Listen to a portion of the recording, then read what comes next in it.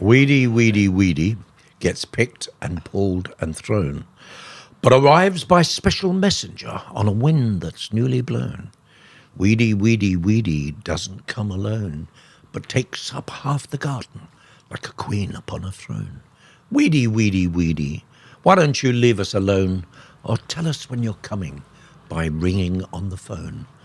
Weedy, you ever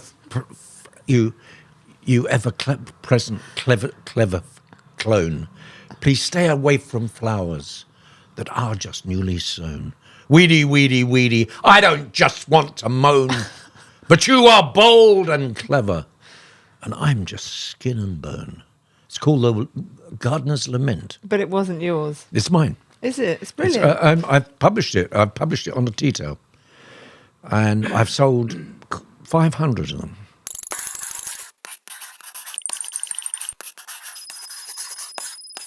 We're joined today by John Bird, now Baron Bird, of The Big Issue, cross-party peer, champion of the homeless. Lord Bird has worked tirelessly for the dispossessed, never more so than at the start of the initial lockdown, when those on the streets faced utter destitution. Thanks to campaigners like Lord Bird's, those with nothing had a voice. Through the first lockdown, hotels were given over to rough sleepers. Every bit as remarkable is John's own story, from a Notting Hill slum to the House of Lords when he had once worked as a dishwasher. Thank you so much for joining us today. So, Baron Bird of Notting Hill, it all sounds very grand. When we first worked together at The Big Issue in 1992, just after it launched, you were just John Bird, and even then you'd come a long way. Can you just talk a little bit about your upbringing?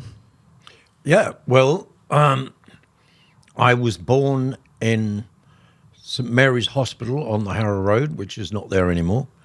And I was brought up in a slum, which was a large room in a large house, a multi-occupational house.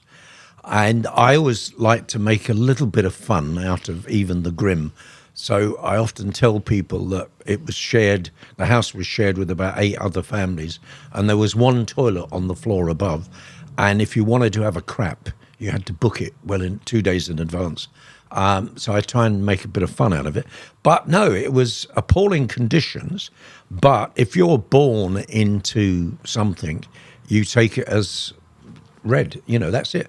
I was never happier than in my first 5 years, 6 years, 7 years actually, in the slums of Notting Hill and Bayswater. Were you with siblings, among siblings? I had two other brothers, and then 3 other brothers, and then 4 other brothers.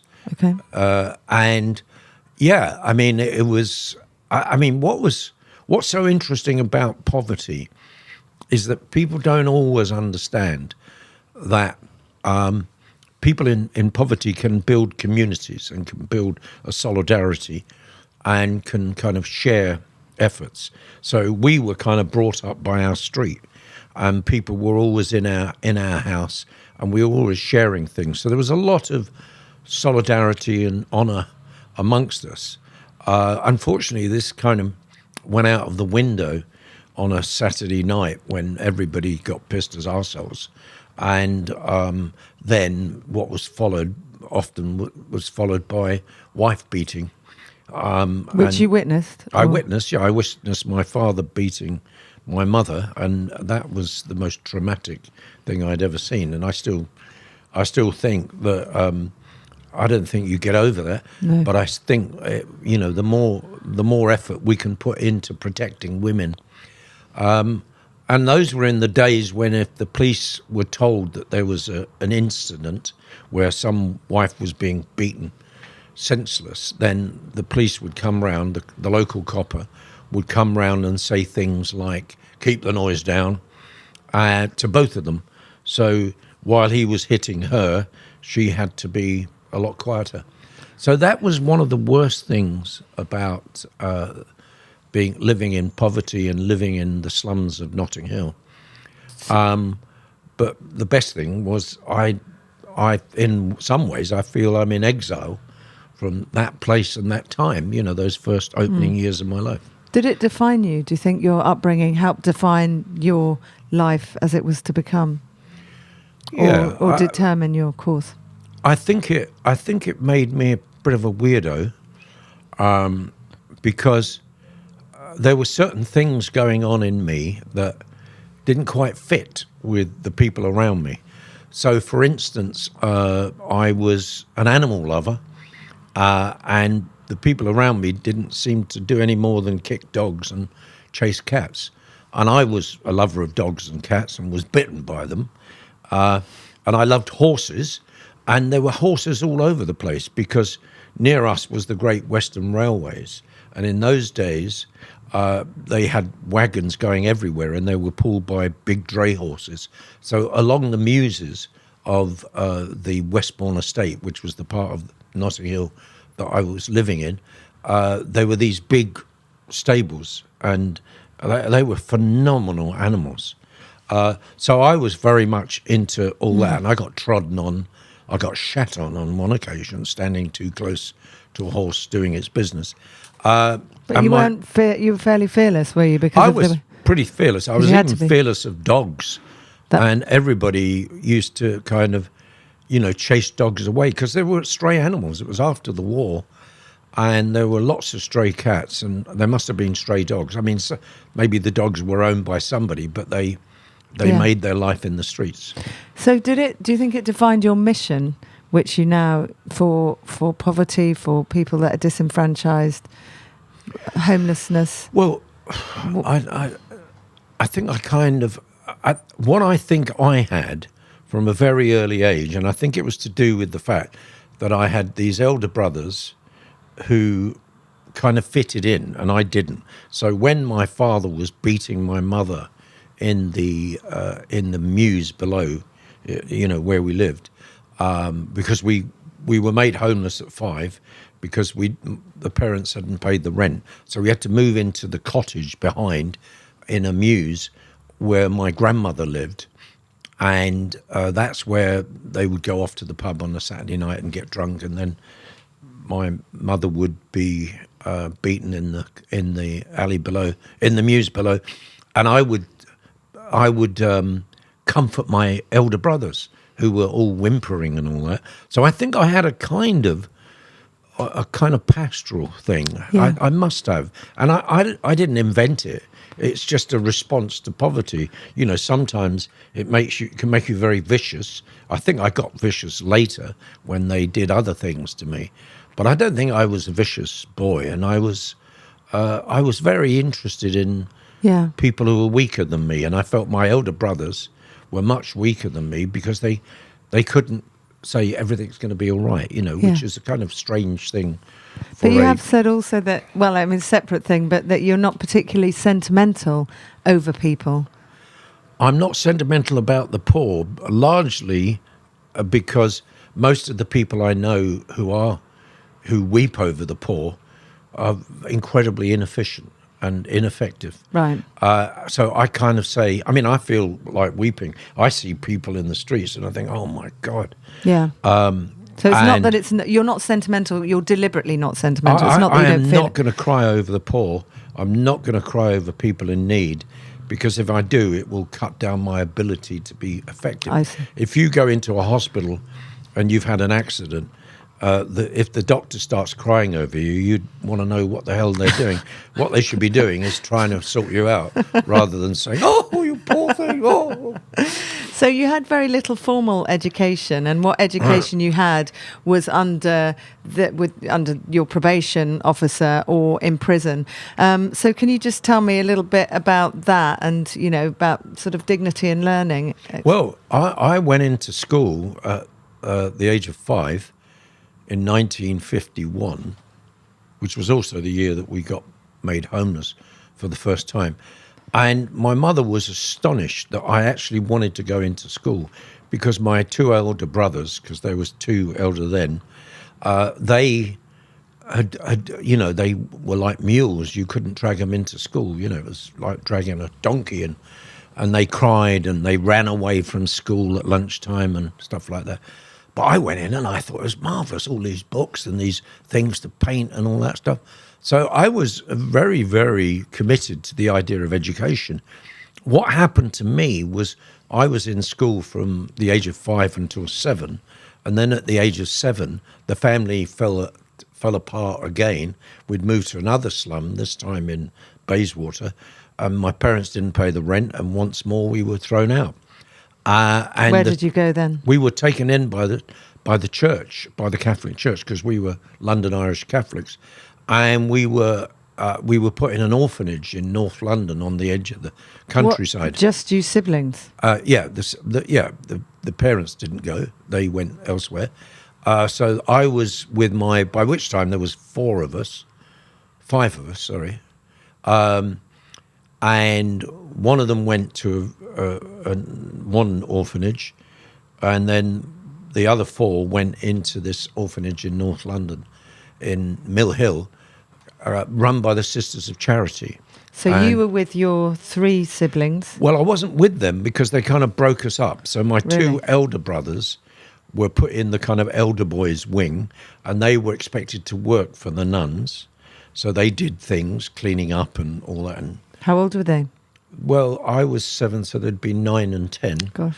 And I was the 7-year-old. And then there was a 2-year-old who was put in a nursery. So I was on my own. I mean, just remembering that moment when you were put there and you were no longer with your brothers, did you shut down? I became almost a little pain in the rear, a kind of terrorist almost. I stopped learning to read. I think I could have read by that time. Yeah. I can't quite remember, but I remember I was fascinated by everything. Yeah. And suddenly I was with these nuns, and you got to remember the nuns had maybe a couple of 100 very disturbed children who were incontinent, who often were incontinent. I wasn't incontinent. My brothers were incontinent, and everybody else seemed to be incontinent or, on occasions. Dysfunctional. So the very disturbed children. So you got these nuns who come from the west coast of Ireland or something, and how do they handle this? Yeah. And the only way they could do it is by being strict and almost Sergeant Major like. So you can't blame them. And they were doing a great job because it was the Catholic Church taking in children. This money didn't come from the state. This came from parishioners putting money into the church to look after the children of the dispossessed who were members of the church. So, and were you educated in the... Yeah, we were educated there, but I didn't do very well. I was also left-handed, and it was at a time when if you were left-handed, you were considered to be a little bit weird, Yeah. And I think I just became more and more antisocial, which meant that by the time I got to 9 I think we left when I was 9. By that time, I was, a completely different child from the child who was brought up in the slums of Notting Hill. Did you stay in touch with your parents? Did you see them? I saw my mother. She came every couple of months. My father never came to see us, but my mother would come, and it would be joyous for an hour, but then she'd have to go. And I was the only one who just grabbed hold of her and said, "Look, take me away." And I was crying and all that stuff. And, what did she and then say my to you? brothers would get upset with me. "Don't upset Mum." Anyway, so I was being told off. Did she explain it? Did anyone explain it or explain why she couldn't stay with you, or was it? Oh no! I mean, I knew that she was living in a room in Praed Street, and with my dad, and they were waiting to get a council flat, right? Which they, at the time they were slum. We were living in the slums. That wasn't council, so they were waiting to get a council flat, and it took about 2 or 3 years. Gosh! But the worst thing was my brothers were always telling me off for upsetting the nuns and upsetting my mother. So there was no solidarity. No. And I felt, I didn't like my brothers. I felt liked my alone. baby brother. Yeah, Peter. Peter, Yeah. yes. You No, Richard. Okay. Peter was later. Yeah. Right. So you felt alone, did you? Do you remember feeling... I don't think I felt alone. I just felt, cheesed off. Yeah, yeah, just wanting to cause Yeah. trouble, angry or whatever, but not actually articulating it. Yeah, I mean, I think I became a bit of a vandal. I'd smash things up and all that. So that's what led you to being put in Feltham Young Offenders, if it was called that then, and into prison. I was in boys' prison, so I was a juvenile delinquent, and what I did was my arrest stretched from the age of 10 to the age of 21, and then For what petty crimes? for shoplifting, for stealing bikes, for stealing cars, for breaking into shops, for breaking into offices, for starting fires. But I was only cautioned for that, but it all went on your Yeah. record. Yeah. And then when I was 15, I got done for receiving money under false pretenses, which some people still think I'm doing. That's what, when I told somebody, they said, "Oh yeah, you're still at it in the House of Lords." Anyway, no, and that was an interesting one. A friend of mine broke into his grandmother's house while she was on holiday in Ireland and robbed her savings card, and I cashed it around the corner, £5 worth of card, and we then had a major fight because he didn't want to give me half the money, even though I'd taken the biggest risk. So we had a major fight on the King's Road, Chelsea, because that was near where I was living then. And and for that, I got 3 to 5 years, which meant that from the age of 15 to the age of 21, I could be recalled at any time. I was in there about 2 years. I could In be total? recalled at, well, in a reformatory. Okay. And in a boys' prison because I ran away from the reformatory.